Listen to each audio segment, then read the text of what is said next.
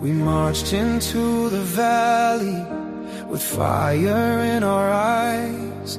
But the day we took the mountain, I thought of you and I cried. I fell down to my knees and prayed. Thank the Lord that I'm still here. For so long, it's been Bibles and battlefields. And all this time, I've held you in my heart. And though we're worlds apart, I still hear you. And all these days, I've counted down the hours. It's like 1,000 years. All this time, it's been Bibles and battlefields.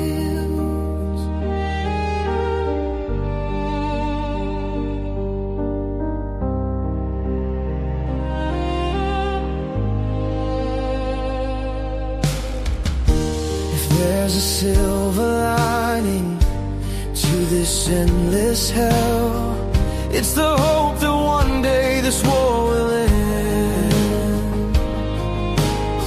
And I'll be home with you, my dear, holding you near. And for so long, it's been Bibles and battlefields. And all this time, I've held you in my heart. Though we're worlds apart, I still hear you. And all these days, I've counted down the hours. It's like 1,000 years. All this time, it's been Bibles and battlefields.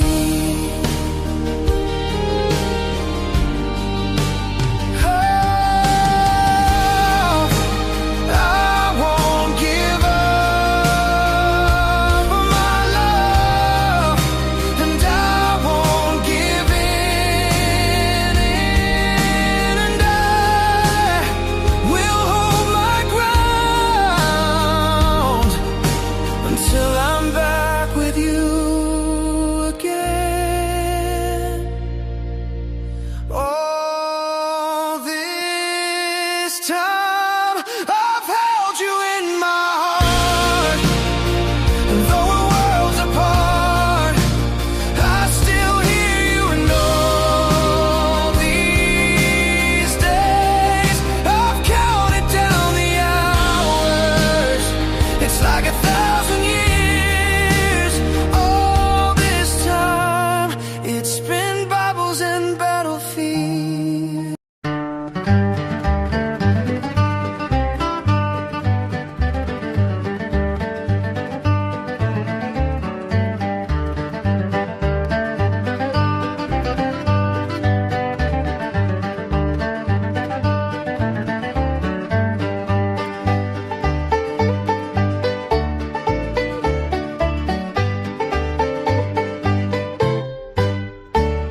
I'm lonesome since I crossed the hill and o'er the moor and valley. Such heavy thoughts my heart do fill since parting with my Sally. I seek no more the fine and gay, for each does but remind me how swift the hours did pass away with the girl I left behind me.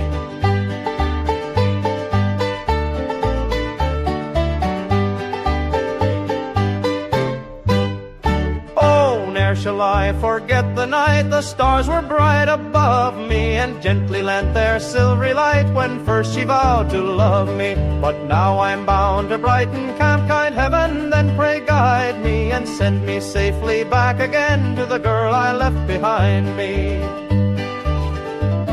My mind her image full retains, whether asleep or waking. I hope to see my jewel again, for her my heart is breaking. But if ever I should have a chance to go back across the ocean, although my love may be lost to me, I'll find another maiden.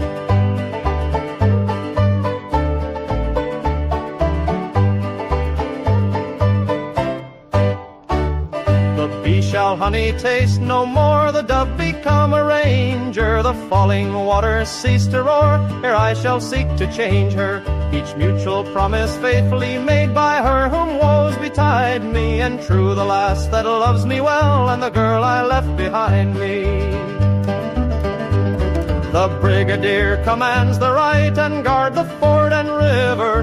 The main guard charged to attack, the flanking party shiver. The man who wears the stars and stripes, and in the field they find me. I will lay down my life and die for the girl I left behind me.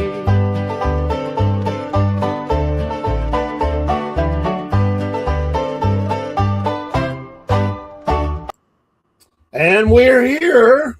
We're back. Back again. Glad to be here. Yeah. We appreciate you for stopping by. Haven't done a history show in a while. This is going to be a little different. I've got a more documentary type as we've been looking at the Chickamauga battlefield. We're going to talk about some things in the... Yeah, we're going to talk about some things that we've seen that are very strange. People talk about this all the time. They go to these battlefields and they say, well, I saw this or I saw that. Yeah. It could be funny. It could be scary. It could be just unexplainable. Like you don't know what it is, what just happened. And so, I have visited a number of battlefields across the landscape, especially throughout the South, a little bit out west, slightly north. I've visited a few, but mainly in the South, east. And how he just went down, bang bang. But Paul, how many battlefields do you think you've visited in your life? Including the houses that I used to own. Those were battlefields in themselves. Probably 5 or 6. Okay, 5 or 6. Yeah. All hours of the day, different times. Different times. Been there at night and a few, actually. Yeah, I've been able to camp on a couple. Murfreesboro. Oh, that's a good one. That's a good one. Out here in the park, I've camped out here. I don't know how many times at Chickamauga Battlefield. Yeah, I've been able to be a camp with approval on battlefields or very nearby. Special occasions, special events. Been able to do that. That's pretty cool. That you might not know. When I was a wee lad, like 5, 6 years old, and younger, I started riding horses when I was about 3. Okay, by myself. As far as getting on a horse, they got pictures of me when I was a 2-year-old or whatever. I had a diaper on, but I used to guide people from Trails End, the ranch. Yeah. Shorty Croft owned Trails End Ranch. His wife Sarah ran it for many, many, many years. I don't even know if it's still open now. It's still open. They spent a lot of money on it. Actually, they've done a lot of work down there. Well, I don't know. Does Sarah still own it? I wonder. I don't know. The last time it may be under new ownership. That's a possibility. I mean, this has been a long time ago. But yeah, I used to guide tours through the battlefield. Started out, riding with Shorty, and I got to where I knew all the trails, and I'd take them out on rides.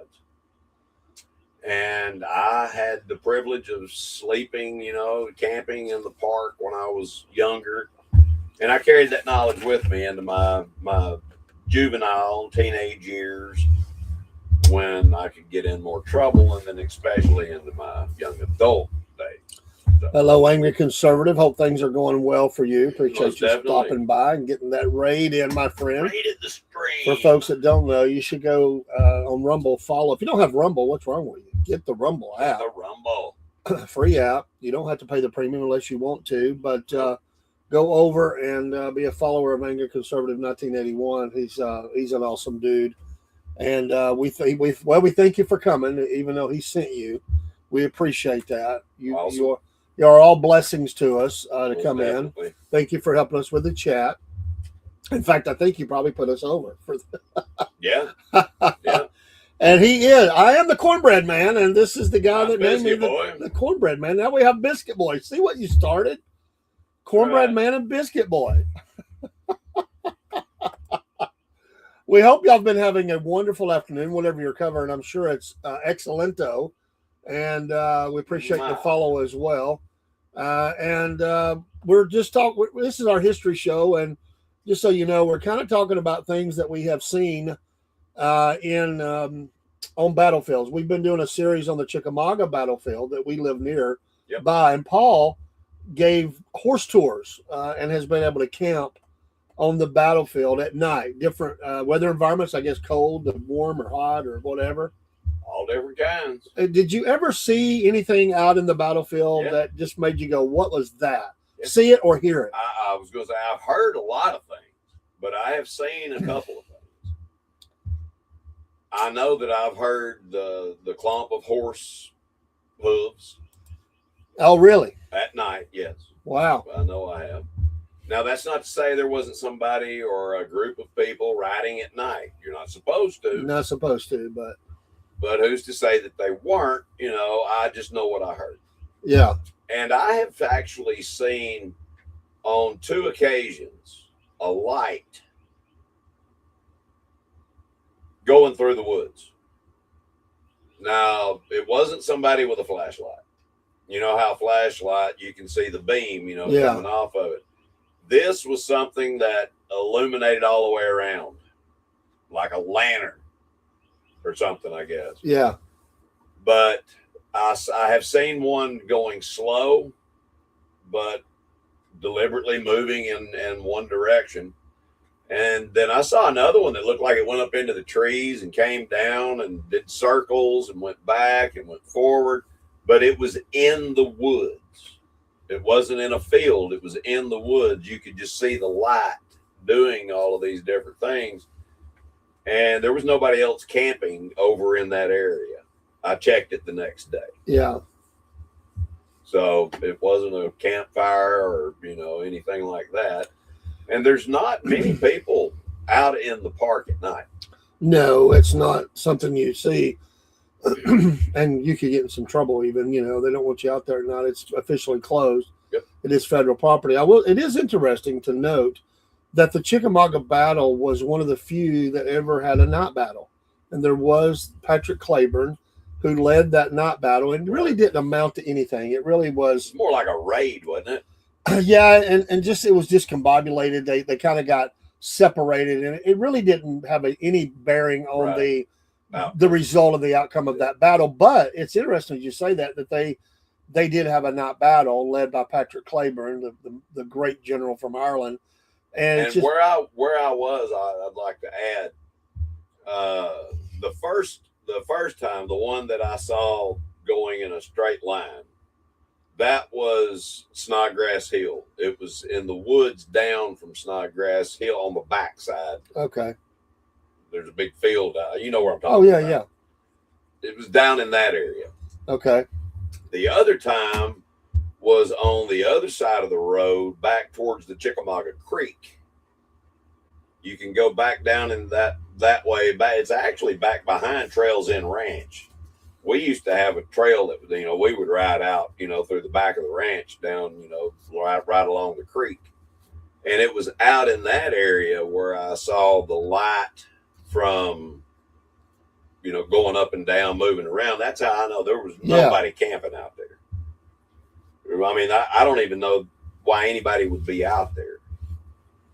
Yeah, and you never know. I mean, there has been some people that have been actually prosecuted. Some didn't get caught. I know some folks, and I told them, boy, that have metal detected out there at night. There's been some that's been caught as well. And one guy got in a lot of trouble. But, and because of, and I have been a reenactor in the past, been many, many years ago. And there has been those that have been camped out there before. And they don't allow battles, but they've allowed movements and they allow demonstrations. I've been a part of Living Histories out there, no doubt, a little bit of marching. And I was able to preach actually once on the battlefield, which is just awesome. But there has been those, but I don't know if they even do it anymore, but they were allowed to camp. And so people see soldiers dressed in period clothes, the look anyway, and they all of a sudden disappear and they say, well, I've seen a ghost. Now, there was a lot of carnage on this battlefield. So sometimes maybe it was that. I'm not saying it was always that. People have said that they've seen strange things out in the battlefield. And of course, the green eyes, which a lot of people talk about around here. What is that? Is it a cryptid, or is it, the story was, some say it was made up. Some say there were people killed, some whatever. But the legend of Green Eyes lives, and they now have the Green Eyes Festival. Yeah. And shout out to the gentleman who's keeping that going and got it going. I think it's going to continue to be a hit. That they have. Like that. Oh yeah, I think it'll do well. And we have Southern Shadows, who does some history walks and stuff in the area of the town and stuff, and they'll talk about Green Eyes. So there are stories. Some of them may be myth and legends of people that have been attacked out there. And the famous one was that there was a couple that was murdered. Now I don't know if that's true or not, but I know a lot of people that have said they saw some. Well, our friend actually, I think from the Cryptid Hunter, I think he actually was tree knocking over there one night. I think that's in that general area is where they saw Alexander's Bridge back over. Yeah, they saw something coming at them to the car and all that. They said it was a cryptid, so I don't know. But there is, it is a place that had a lot of sorrow associated with it. Man and beast that were dead, 150 plus years ago. Yeah. It was a place of great, like all battlefields, a place of great sorrow. A lot of blood spilled into the ground, a lot of death, a lot of dying, horrible, and casualties. And so famous people died, injured. It's horrible. And we have walked out there, and there's just, it can be creepy. I mean, it can be surreal. It can be surreal when you think about all that's happened there. So I know lots of people that have said, I've heard stuff, and I don't know what I heard. I don't know what it was, but to be out there at night would not be. Now, I used to know some guys that go out there and turn their lights off on the cars they drove around. It was kind of a young person's, goofing around, because it is a place where there's not any light except for moon or whatever, because there's no modern lights or anything allowed out there in that part. So you do get a good backdrop of not a lot the of sky. Ambient light. So you're going to see light, like you said, would be odd because you can see it forever. Yep. And a lot of, as we noticed, and we were out there recently, they've had a tree disease that has just decimated a lot of trees. There's dead trees, dead limbs. They're falling all the time. They say it'll take 30 years to recover. So when you walk out through there, Paul, it's kind of weird. It's like, it's like it's dying. I mean, in a sense, it's like you could kind of feel death, and we were standing over a grave at that time too. We were, and it's just a feeling of heaviness, kind of. Now, don't get me wrong. I'm not one of those people that, you're going to see walking around with an EMF thing, going, tap me on the shoulder if you're real, we might for pure entertainment value. Well, who knows? Yeah, pure entertainment. Never say never. But something that kind of concerned me, and maybe I'm reading too much into it. It could just be and fun, whatever. But they're talking about in 2027. I don't know who it is, but they're talking about pulling back the veil in Chickamauga Park. It's going to be some kind of Halloween type thing.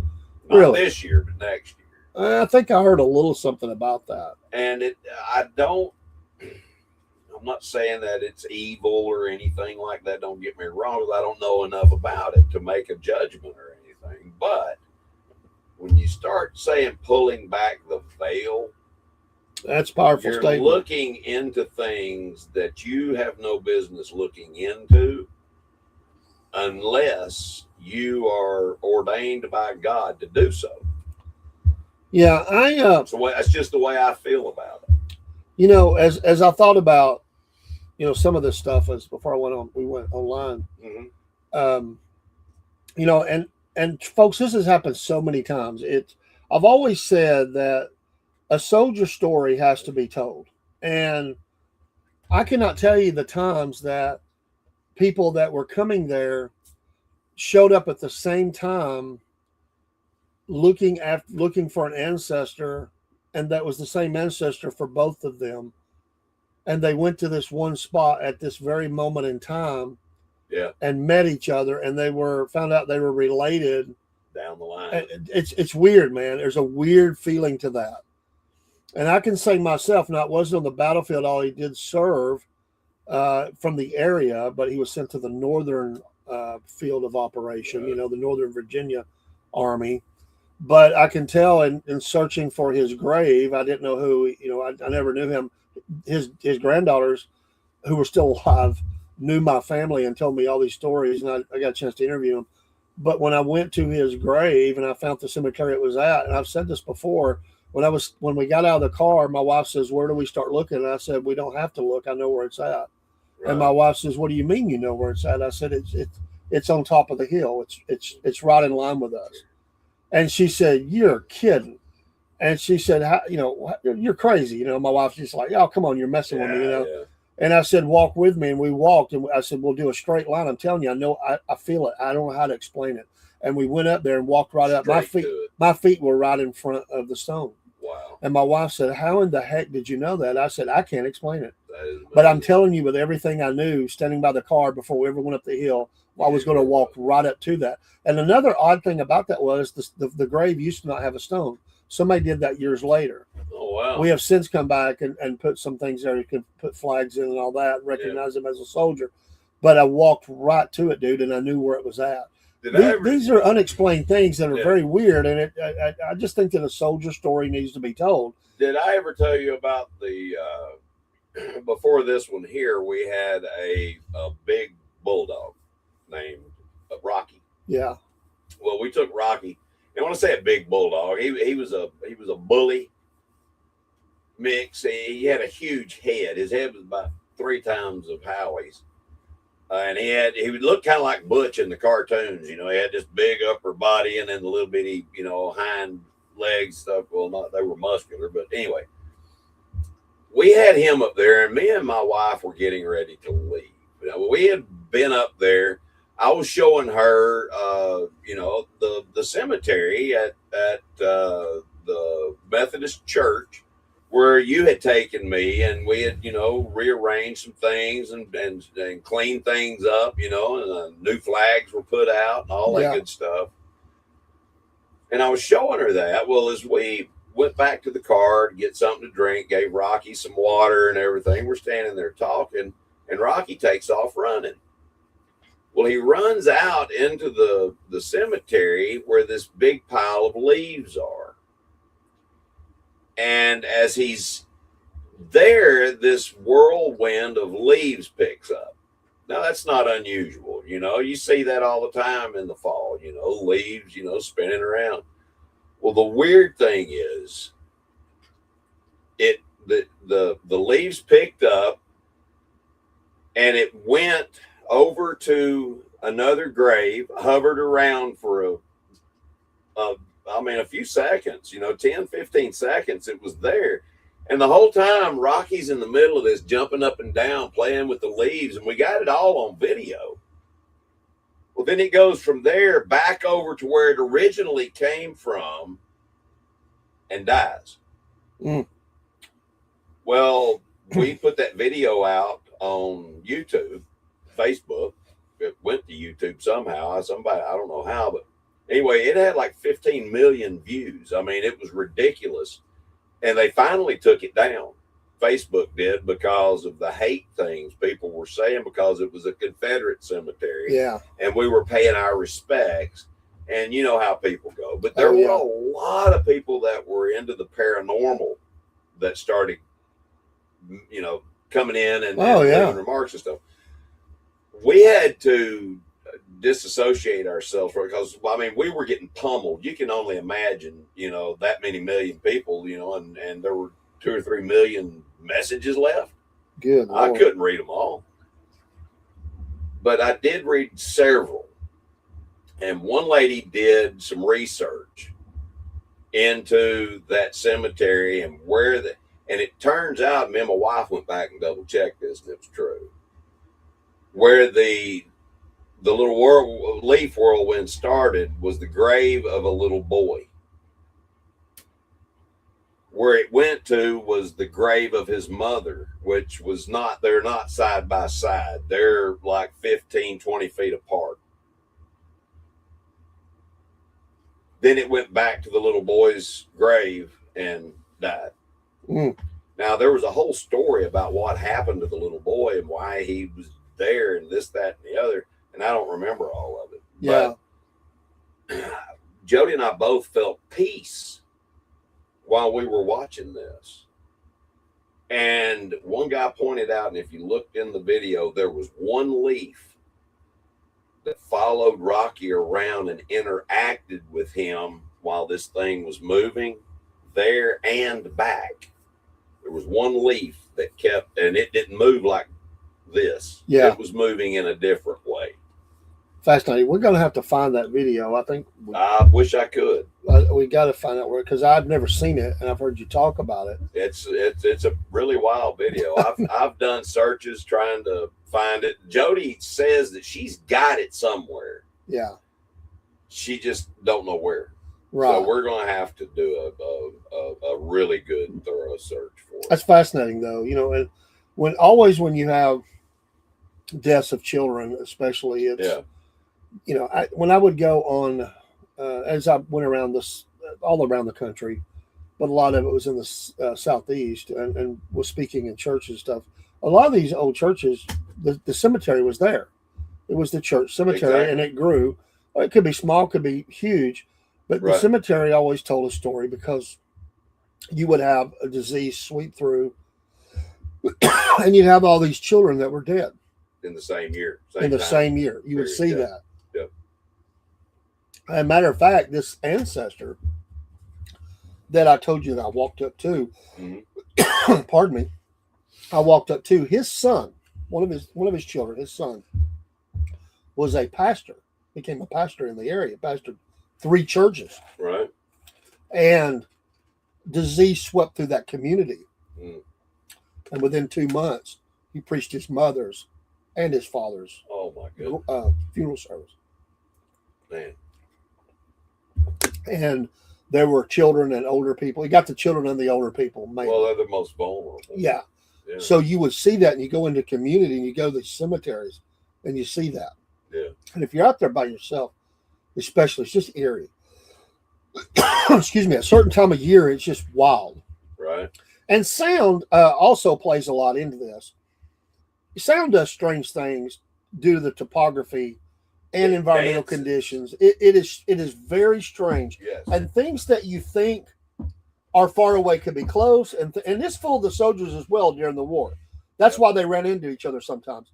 They just didn't, even with scouts out, they Yeah. just didn't see each other. And they would literally run into each other. And they would try to use echolocation. Yeah, but when you're But down, You can't. the sound, you may not hear what's over the next hill. Exactly. And it's going to bounce around. off And the they've done battlefield studies of this back to the Revolutionary War Right. and how the effect of sound did in battles, and heat and all those things. But sound is a lot of that. And when you get out like that and you hear things, it's creepy. And a lot of people have a problem if a sound is behind them, you know, because you can't see behind you. You turn and you look, and it just is creepy. It creeps you out to hear something. If you hear what sounds like a step on leaves or branches or something, and it sounds like it's just, 30, 20, 30, 40 feet away, that's creepy. Yeah. It could be animal, could be whatever. But, people that believe they have ran into spirits, ghosts, or whatever, and, it is, people go out to try to hear this or see this all the time. And stories come in. Stories come in. People say they've heard stuff, seen stuff. Right. I'm not saying what it is. I don't know. But I know that when we've went out, sometimes you see weird things. And sometimes you're just not able to explain them, man. It's just gone. It was there, and then it's gone, and you're left with what was that feeling? And that's what you're like. You see that, it's like, what was that? Was that coincidence? Was it, what does it play there when you see something like that happen? It is creepy, but it's interesting at the same time. Have you ever passed a ghost or seen a ghost. I never have that I know of. Now, I know of a number of friends, including you, that said you have. I have twice, yes. And you know about both of them. I've told you about the houses over here in Chickamauga. Yeah. The Confederate, there have been one was a Confederate soldier going up and down the steps. And the other one, I'm not convinced it was a man. I'm just not convinced it was a man. Yeah.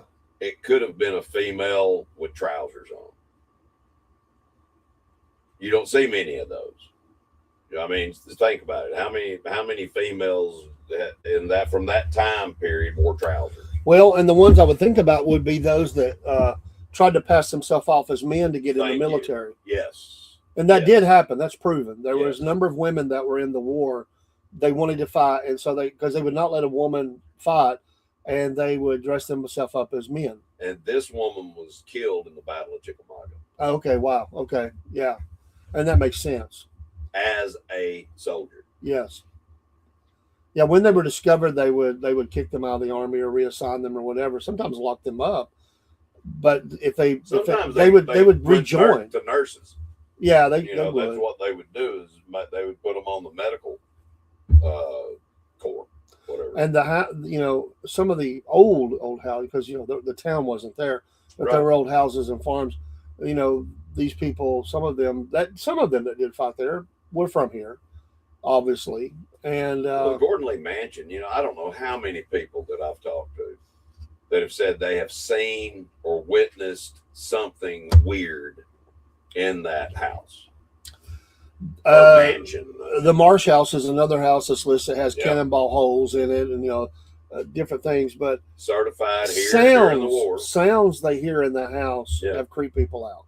Yep. It is a house that definitely has a lot of sounds in it at night, and it. Have you ever been in a house with old wooden floors and you're on a particular floor and there's nobody else, but yet you hear the board squeaking like somebody's walking across it? Well, dude, does that not make the church that we did our show in, remember? Yes, I remember. I never wanted to be in there at night by myself. It always creeped me out. Yeah. And I heard so many sounds in that church. I as well. Which is it was built in the 70s. I never told you about.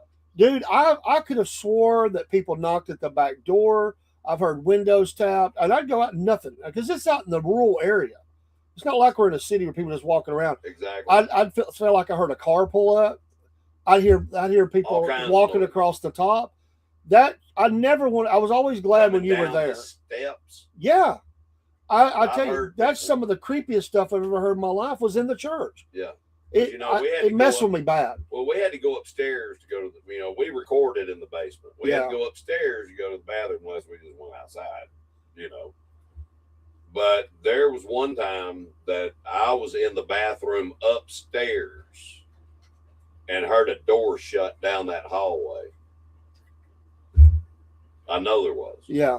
I know there was a door shut somewhere upstairs with me, and you were not upstairs. You were downstairs. Yeah, I'm telling you, I always wanted somebody to be there, but sometimes I'd have to do some work. And I tried to play music, but I couldn't do it because I'd always hear something. Yeah. And I would cut it off and be like, and I would come out of that office where we made that one in office. Right. I would come out there and I would say, hello, is somebody here? Did somebody come in? It was, and man, I'm telling you, man, the back door to that church did not have windows. Right. Well, it's underground. Yeah. And so when you went back there, you never know what you were going to face when you opened that door. There was no window on that side of the church. Yep. And I would hear things, and maybe it was an animal, but I've heard things on that door that it had a concrete little covered area right there. Yeah. Over the door. I would ignore it as long as I could, and I would keep hearing it, and I would just have to go investigate it. And I would even vehicles out there. Yeah. Exactly. And I would holler like, "Hey, I'm coming out." Yeah. If you're up to no good, I've got a weapon. I'm telling you. Be there when I get there. And what's funny about it is, is I don't remember that happening when someone else was there. Right. Like, I mean, you said you heard the door, but when you were there, it was like I just maybe I didn't notice it. But I'm telling you, man, maybe my senses were just up. But I know that I've heard weird stuff in that church, man. I did as well. And I never wanted to be there at night. I was okay until it got nighttime. But once it got night around that place, it got weird to me. I mean, if we were having service, I loved it. But there were people there. To be by myself down there. Yeah, but you not and I good. Recorded well into the night. Oh, we did. There were a lot of late nights. Numerous times. Well, I mean, we'd be there till 7 years. 10 or 11 o'clock at night sometimes. Yeah. And I was just always glad to get out of there at night. I'm telling you, man, sometimes when, a lot of times me and my pastor were the last ones to leave. And there is a level of danger. We've had some weird people pull in before you didn't know what was going on. Right. But even still, I always made sure that when he was getting out, I was getting out. We would just be talking, but we made sure, you just common courtesy, you make sure somebody's car starts up. You don't take off down the road. You kind of pull out together. Exactly. I was always wanting to be out of that place. And I love the church. It's nothing like it's haunted or something. But it was just weird, man. I don't know how to explain it. The mind does a lot of things, man. But there's some things the mind just, yes, the mind can even, you hallucinate, the mind can do things. It really can. And sounds, lights, colors. Yeah. I'll let him use the rest. Yeah. But I have, experienced some of that on battlefields. You go and even cemeteries themselves. I used to patrol a cemetery for security as a second job. And I have to go in there every time I worked. I'd have to go in there several times. One of those was in the daytime. The rest were at night.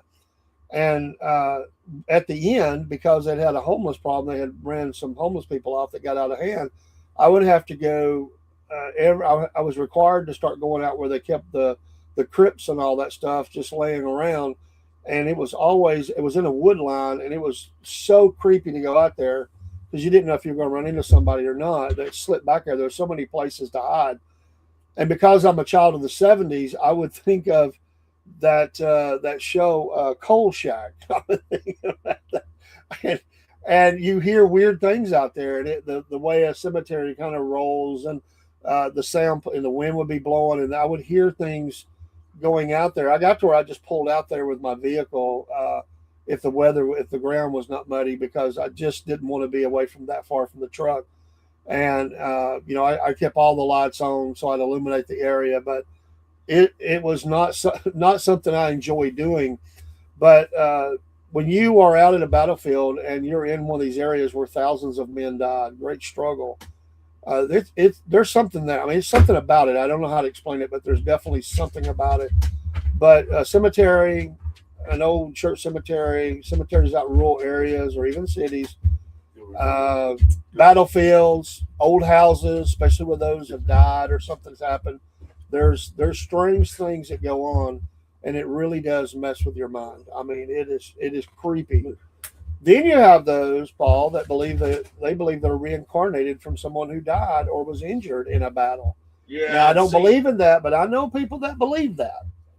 That's something that has always puzzled me, because I have actually seen cases of reincarnation, people claiming they were reincarnated, that are very, very compelling. Very compelling. It is really, really strange. And I know that, those things that time don't really affect can have a thing to do with that, obviously. I don't know that an exorcism or anything like that was ever done on anybody, but I've also heard people that get especially heart transplants, because, the heart actually stores memories. Did you know that? I've heard that. That science has proven it now, that the heart actually stores memories. It can remember things,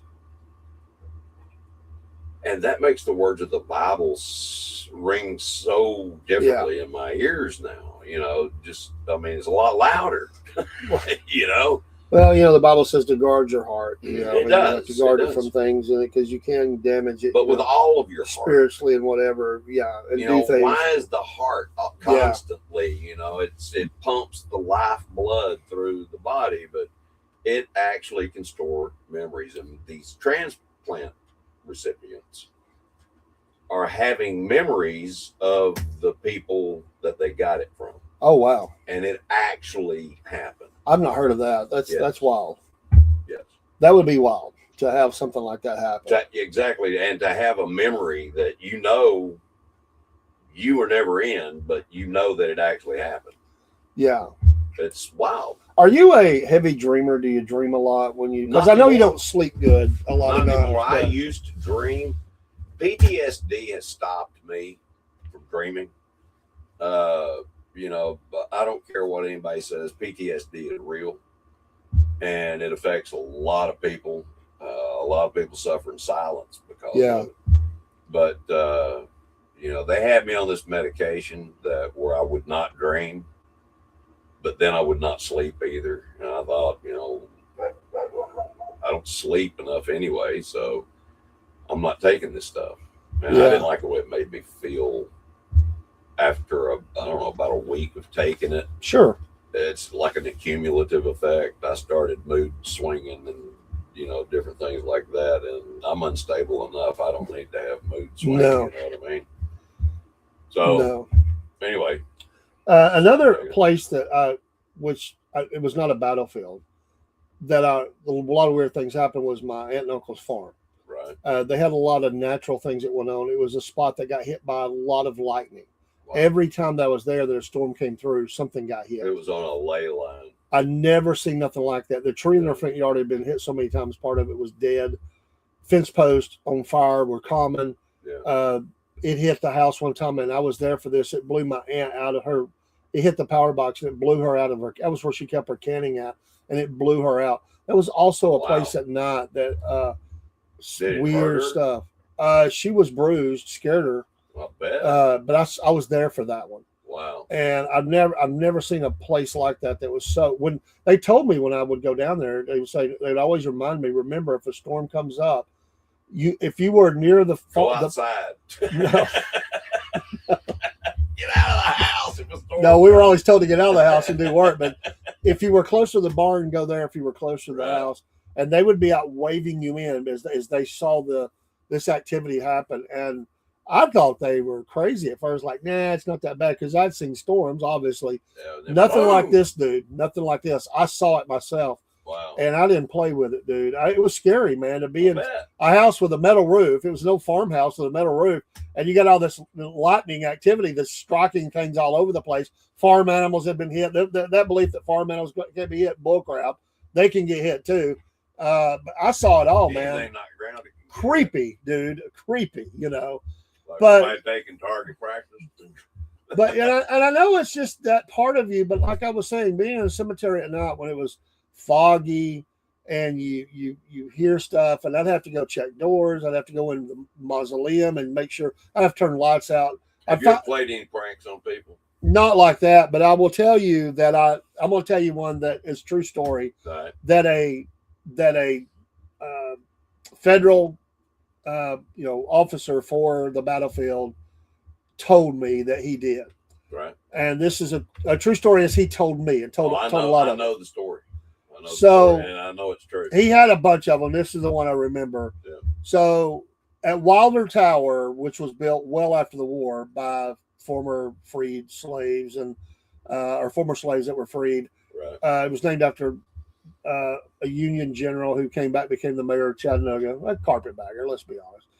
I got to throw that in, being the Southern guy that I am. Right. But anyway, it was not there during the war. But we talked about one of the shows recently about people that had jumped off of it or whatever. Right. But anyway, so the guard is patrolling and he sees this car out there. So he decides it's a boring night. Let's have some fun. So he goes back to the office, and they have a lot of things on display. But in the back, they've actually got a museum. Well, they've got it in storage. They changed, and so he went and got a real uniform. I mean, I can't believe he told us he did this. I know. He got one of the old No, lanterns. no names mentioned. Well, I don't even remember his name. Okay. He got one of the real lanterns and he got some chain. And so he sneaks by. The grass was up. They hadn't cut it yet because they get these private contractors to cut in and come in and cut the grass. Right. So it's And basically. this was a few years ago. Oh, this goes back to the 90s for sure. Yeah, well, I think Maybe it even was earlier 80s. than that, It might have been I'm 80s. pretty sure it was the 80s. So he goes up there, and it's a guy and girl, and they're making out. So when he is snuck out there, he's hid down in the grass, Yeah.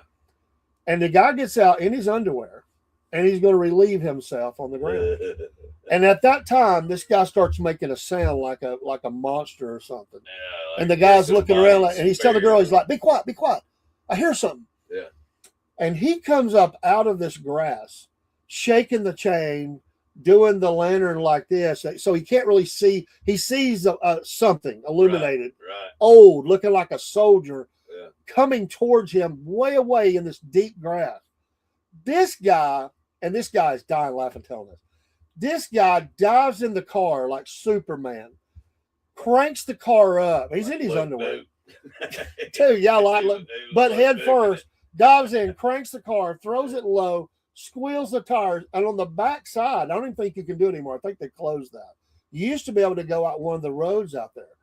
There's railroad tracks. Right Yeah. there, He jumps the railroad tracks Oh yeah. like the Duke boys, comes down, sparks are flying everywhere. But then the road goes this way. Yeah, it does. You got to know, cut. Just boom, and then. And I was thinking, for all those years, this guy has told people, "I've seen a ghost."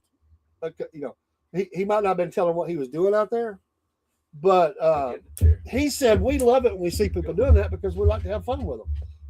So some stories might be people goofing off.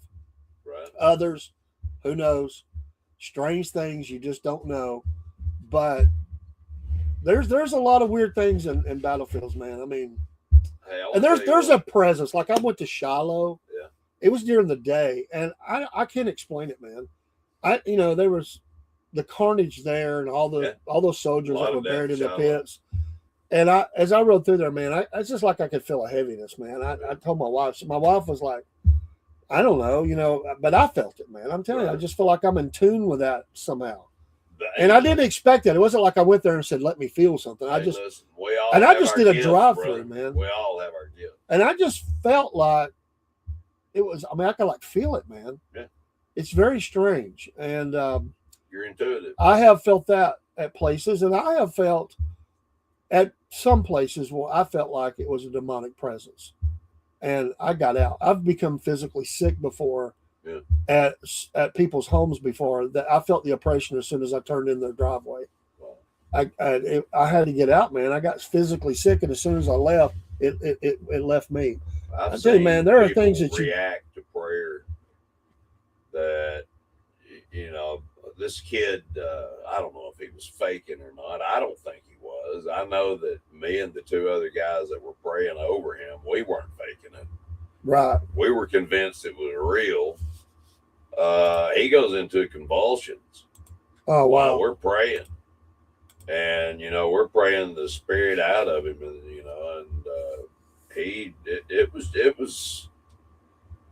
it was weird. This was at a dormitory that I lived in when I was, in Mississippi. And, there was the school that I went to, I don't know, call it school boarding, whatever. But anyway, was Christian based, and I thank God for that, because I was able to arm myself well enough for the dumbassery is the only word that I could have what I did later in life. But I've seen how demons react to prayer. I've had it happen twice, and in prayer circles. Right. I've had people ask me this twice. They would say, "Do you know you have like electricity coming out of you while you're praying?" And I said, well, I've heard it one other time, the second time when it happened. And she said, while we were praying, I'm telling you, it was God. That wasn't me. But she said, it didn't hurt, but it was definitely there. I could feel that passing from you into me. It was just. You were a conduit. Yeah. And that's what I said, and she said, she said, made my hand warm, but it never hurt. But she said it was obvious. I saw it just powerful, and I was like, wow, well, that's God. I mean, that's not anything I'm doing. I didn't do it. But you get into situations like that, I'll say this one. This is not really something I mean, I did see it, but it was getting more, it's more in line with the power of God. But one time, my friend, he loves to tell this story.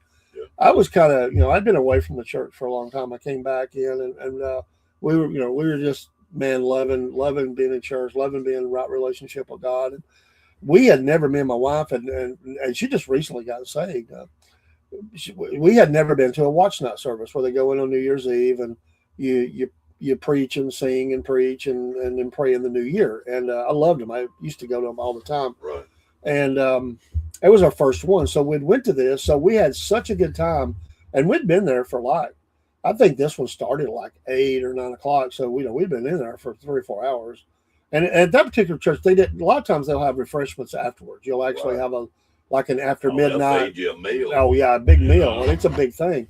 Well, that one that one they didn't do that. So when we left, it's like we didn't really want the night to end.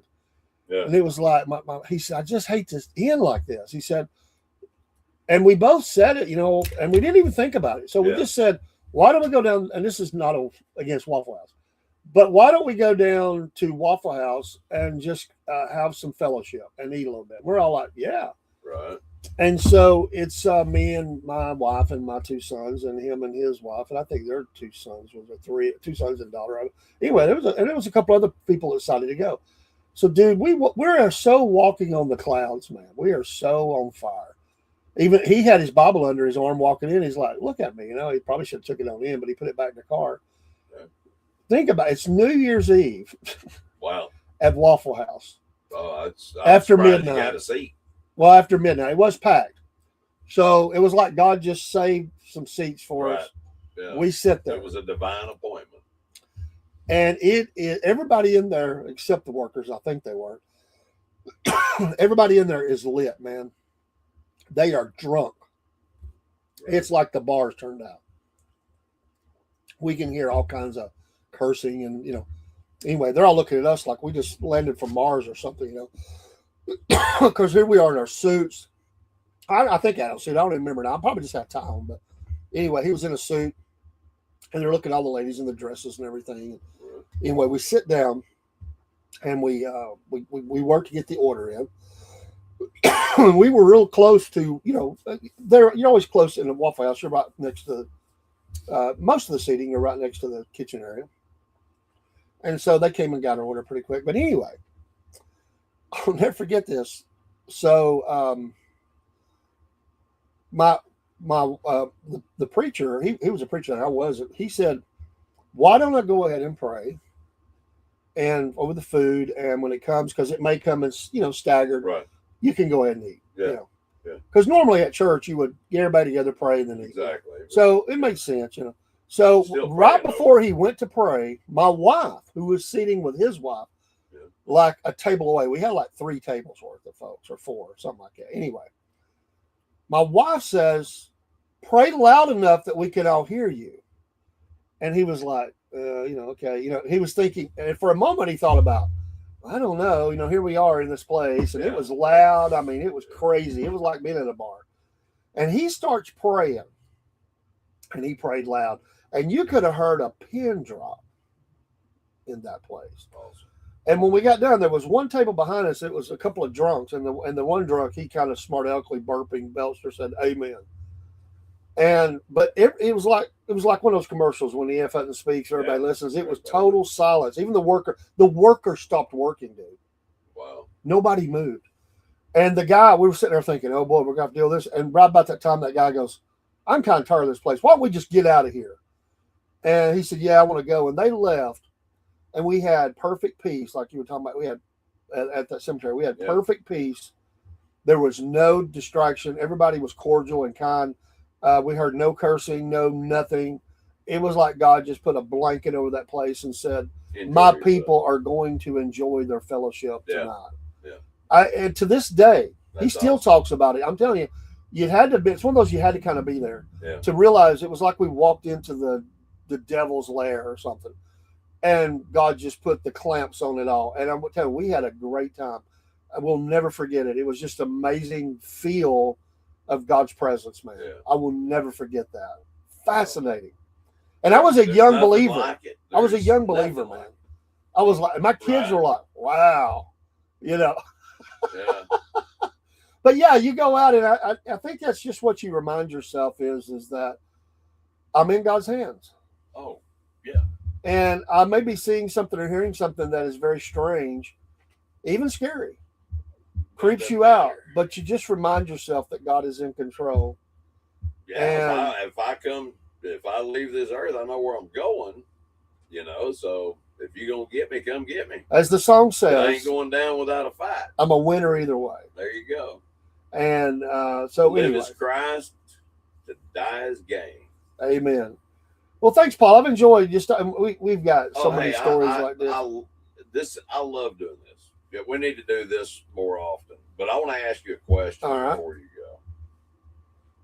You said you'd never played a prank on anyone in the cemetery. Not in the cemetery, no. All right. Would it freak you out if you walked by somebody and said, "How you doing?" and they stopped and just stared at you and then started looking around and then said, "You can see me"? That would be wild. Would it freak you out? At night it would. I would think they were on dope, to be honest, but it would freak me out. I did that to somebody over off of 153. I'll tell you two things about the cemetery. I've mentioned a couple of these before, but you know, because I've saw a lot of weird stuff in the cemetery at night. I've seen people grieving over a dead child. I've seen people that were in there laying on the ground, sleeping, or just laying there. I've seen people sitting in the rain beside a grave with a gun in their hand, and man, I've seen some weird stuff. I've seen date night in the cemetery. I have people. Wow. It's like they included That's morbid, weird stuff. But I want to tell you about the two that kind of were they all dressed in black? Well, they were. He was in black tie, and she was in her gown wasn't black. It was. I was thinking. I mean, they looked like they were going out to a ball or something, a dance, you know. Oh, wow. And they said it was like a date thing. I think they were including someone that died, but it was still a little weird to me. That is kind They had the blanket, wine, all that stuff. It was a little weird, you know. I just reminded them, hey, you know, I'm sure you're fixing to leave, but at dusk the cemetery does close. Right.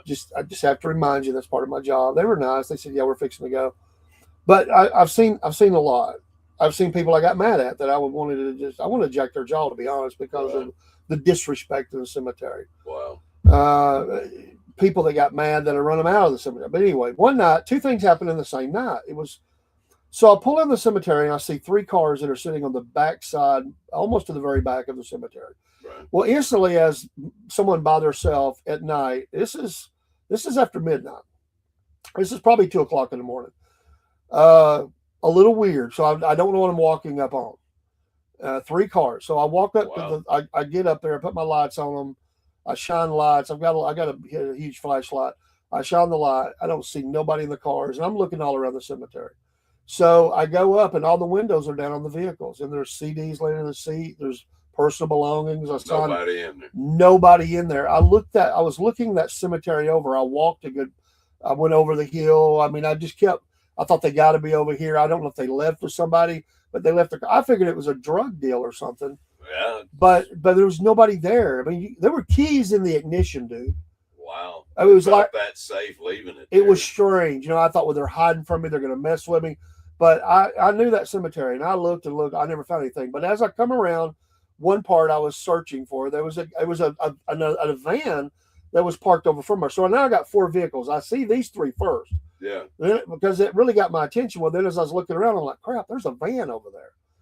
Well, I go up to investigate the van, and this guy comes around the corner with a guitar slung over his shoulder, and he's like, "Hey, Hoss, how you doing?" 3 sheets of the wind drunk, Wow. And I'm like, what are you doing? And I'm thinking maybe with him. And I asked him, he said, well, I'm singing to my friend. I'm like, okay. I said, what about these cars over here? He goes, well, I don't know who they are. I never saw them. I saw those cars when I pulled in. I ain't never seen nobody with them. So I'm talking to him, and I'm like, well, he's stone drunk. He's got it all going on. And I asked him, I said, well, what do you mean you're singing? So he said, well, I had a guy as a friend of mine. He died in a car wreck, and he said, I come out here and sing songs to him. I don't know if he can hear them or not, but it makes me feel good. And I said, can't you come at a better hour? He said, well, I used to come in the daytime, but people looked at me like I was kind of crazy. And I said, and you think it looks better at 2 a.m.? Well, not as many people. He said, well, there ain't as many people, but I guess it would look kind of funny. And I said, And I said, well, I'm going to have you go, man. Who I was done singing anyway. I never saw that guy before that or after that, dude. Wow. And I used to go on that cemetery 3 days a week. At night, and I never saw that before. But man, he was a funny guy. But man, it was a little creepy, man. I bet. I mean, because you got all these cars, you wondered where these people are. But the thing that would really creep me out is having to go in buildings that should have been locked and somebody left the door unlocked. Yeah. So when that happens, you have to go in and you have to investigate to clear the building. Right. Make sure you're not locked. I'm in there with the urns and stuff, dude. That's not where I want to be. Right. And that's another building that you would hear strange sounds. Oh, I bet. I always investigated really quick, got out, hollered out, made sure I made my presence still here. Yeah, and I would get out there and lock that door up. Yeah. And it was a cube-shaped building, and you had to walk all the way around it. And I just knew coming around that building, I was going to run into somebody, walking around that thing or something. Creepy stuff, man. Creepy stuff. But that's our show tonight. Bibles and battlefields, whether you're in an old house. I really enjoyed this one. Battlefields or whatever. Yeah. Biscuit boy and cornbread, man. Send us fan mail on what you've seen. We would like to know what you've seen. So we'll play a song on the way out. And good night, everybody. Thanks for the support of the Southern Patriots and Wolf Nation podcast. And we'll see you in the morning, bright and early, 6 a.m. for the Cornbread Nation Man Morning Show, depending on if we're still here. Maybe. I don't know. Okay, maybe, yeah. Be good to have you. Maybe Ronan will join us in the morning, our new friend from Australia. I think the morning shows are good for him, so we'll see if he joins in. I'd like to jump on the meeting. Yeah, take care, my friends. Last night, everybody. See you, Howie. See you, Paul, Biscuit Boy, and everybody watching now or in the future. Take care.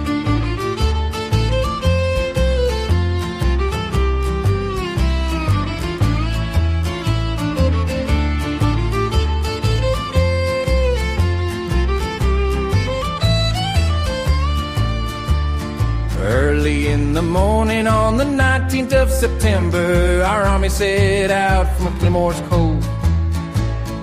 Down in Georgia, down by the Chickamauga, and I knew that the fighting was gonna be close. Down by the Chickamauga, by the Chickamauga, down by the Chickamauga, we saw our boys laying in rows. For 2 long days we heard the sound of cannonballs tearing through the trees like a summer rain. For 3 long days we heard the sound of rifle fire making our men scream out in pain. Down by the Chickamauga, by the Chickamauga, down by the Chickamauga, we saw our boys laying in rows.